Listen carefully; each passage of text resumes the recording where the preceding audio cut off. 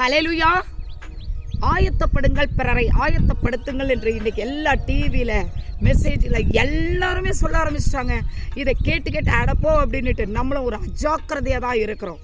இந்த நிகழ்வுக்கு எங்கள் சபையில் நடந்த ஒரு நிகழ்வை நான் உங்களுக்கு சுட்டி காட்ட விரும்புகிறேங்க.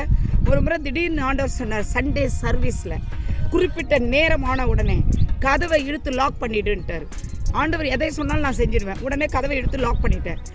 லேட்டாக வந்தவங்கெல்லாம் அப்படியே நிற்க ஆரம்பிச்சிட்டாங்க. அவங்களாம் ரொம்ப லாங்லேருந்து வந்தாங்க. ஆக்சுவலாக அப்படி வெளியில் தான் நிற்கிறாங்க. நான் ஆண்டவர் கதவை திறக்கக்கூடாதுன்னுட்டார். இதை எதற்காக சொல்கிறேன்னா, ஏன் ஆண்டவரே இப்படி செய்தீங்கன்னு நான் கேட்கும்போது சொன்னார், என் வருகையும் இப்படித்தான் இருக்கும்.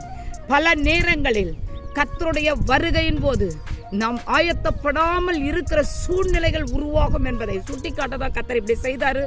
ரொம்ப ஜாக்கிரதையாக ஆயத்தப்படலாமா?